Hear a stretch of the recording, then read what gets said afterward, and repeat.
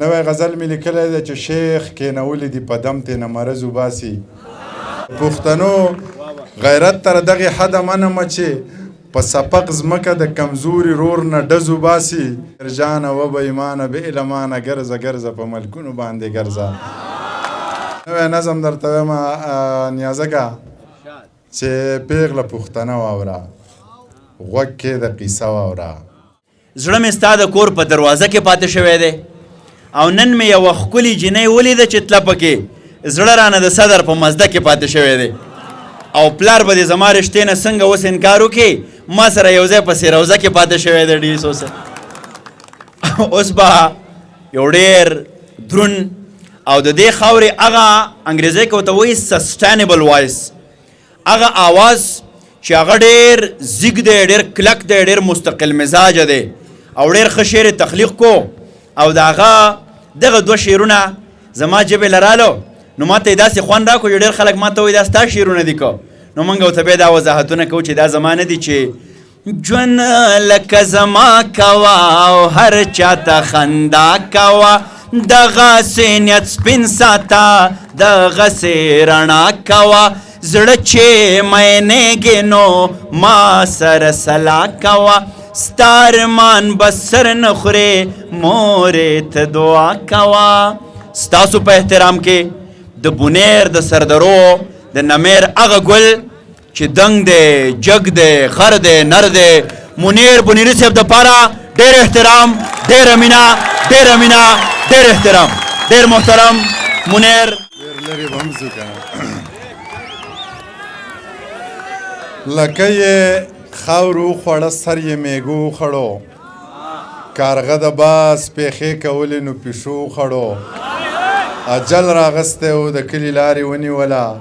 زمری یوازې شو د لارو کوڅو سپو وخوړو. بسم الله الرحمن الرحیم. ډېره زیاته مننه دغې دیر د خلکو دغې انتظامیې چې دومره ښایسته پروګرام یې را جوړ کړو. خبرې چې شاکر صاحب وکړې بس دغه خبرې وې او زما خبرې به دومره مضبوطې نه چې تاسو ځان ته خاموشه کښېنوم او زما دغه خبرې واورئ. شعرونه وایم شاکر صاحب نوی غزل مې لیکلی که د شاعرۍ د چوکاټ نه یا قافیې ګډې وړې وې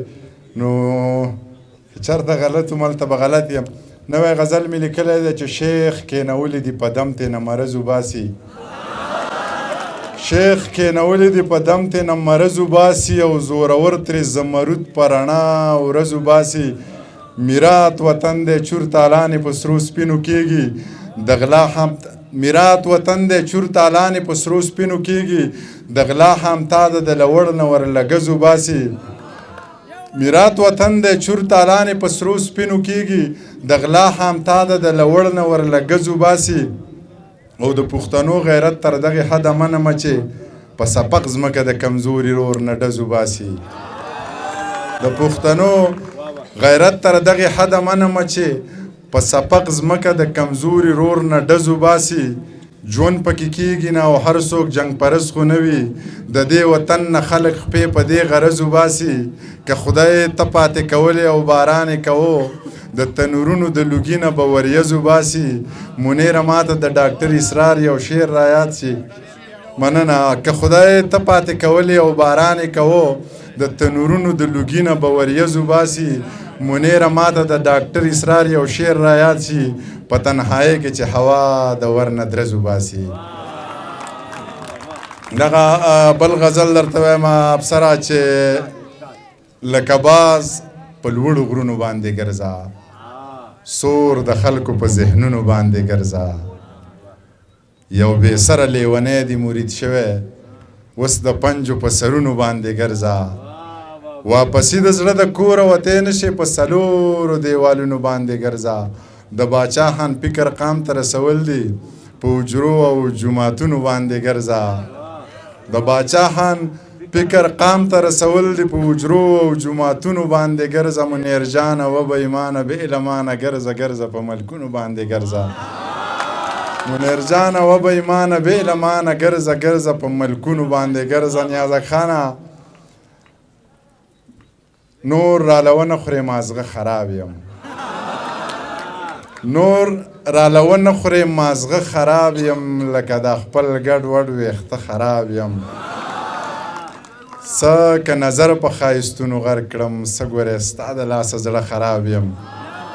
څه که نظر په ښایستونو غر کړم څه ګورې ستا د لاسه زړه خراب یم ما سره مه ګرځه چې سم پاتې شي ښه درته پته ده چې زه خراب یم ما سره مه ګرځه چې سم پاتې شي ښه درته پته ده چې زه خراب یم کیدای شي ستا د مرګ نه پس ښه شمه کیدای شي ستا تر ژوندانه خراب یم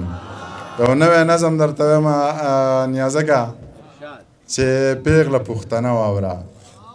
غوږ کې د قیصه واوره خط چنغول ته څه لیکي خال پکې د زړه لیکي زه له خیره ښه یمه سم د مور او پلار دی ورونه د خدای ښه ساته ښه مې تابعدار دي خویندې دي هوښیارې دي شکر دی په لارې دي هېڅ ارمانې مه کوه کلی زړې لارې دي غم زما بېغمه شه یمه دې په تمه شه هغسې مین اوسه یاره مطمئن اوسه غنې په دیوال ساتم ستا د عزت خیال ساتم سپین په سور نور دا تور ویښته که د کلي کور غمونه مه که